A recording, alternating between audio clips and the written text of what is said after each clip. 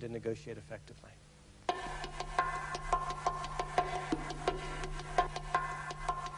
Now, you've gone to the balcony.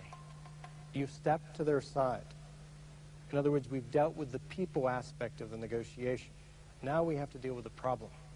We've been soft on the people, now we have to be hard on the problem. What does hard on the problem mean? Hard on the problem doesn't mean what we often think it means, which means being hard on your positions, really asserting your positions rigidly. Hard on the problem rather means being hard in asserting your interests, not your positions. Now, this distinction between interests and positions is the most critical distinction in problem-solving negotiation. It may sound like it's the same thing. It's what you want. Your position is what you want. Your interests are what you want. But there's a critical distinction.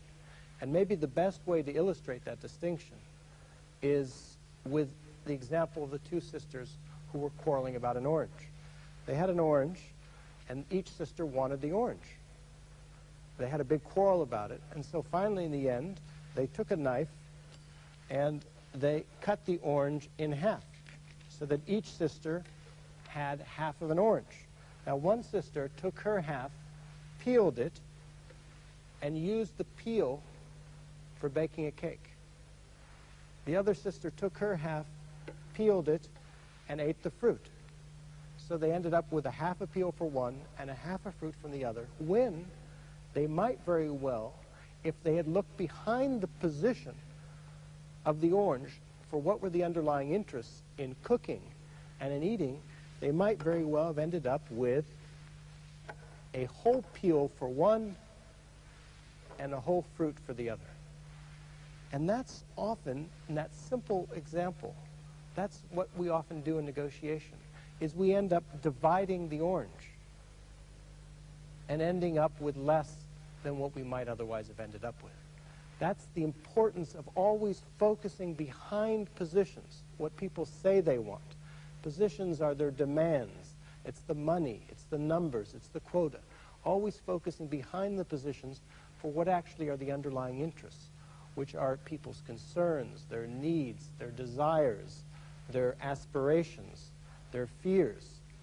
In this case, it was cooking and eating, so that you can then end up with the equivalent of a whole peel for one and a whole fruit for the other. The place to be hard in a negotiation is to be hard in asserting your interests in cooking and eating, rather than to be hard on the position of wanting that orange. Let me give you an example from business. I was once mediating a discussion between a union and management. The most bitter issue between them was the issue of outsourcing jobs for the company. The company wanted the ability to outsource jobs to other companies that were non-union companies. The company said this was absolutely necessary. Their position was, yes, we need it. And the union's position was no. And it seemed like this situation would lead to a strike. But when we looked behind each side's positions, when we asked the magical question, why is it that you need that? We asked management, why do you need outsourcing? The interest behind it was they wanted flexibility. They wanted the flexibility to meet customer demand when it went up and when it went down. And they wanted the ability to maintain or even enhance their position in the global marketplace.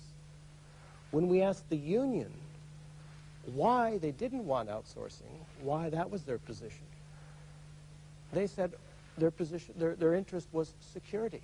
They were concerned about losing their jobs. So then the problem became not outsourcing yes or no, but how do we simultaneously meet management's interest in flexibility and the union's interest in security? And by focusing on their interests, they were then able to come up with some creative ideas that later got reflected in the settlement. That's the power of looking behind positions for the underlying interests. That's the third principle in this negotiation methodology.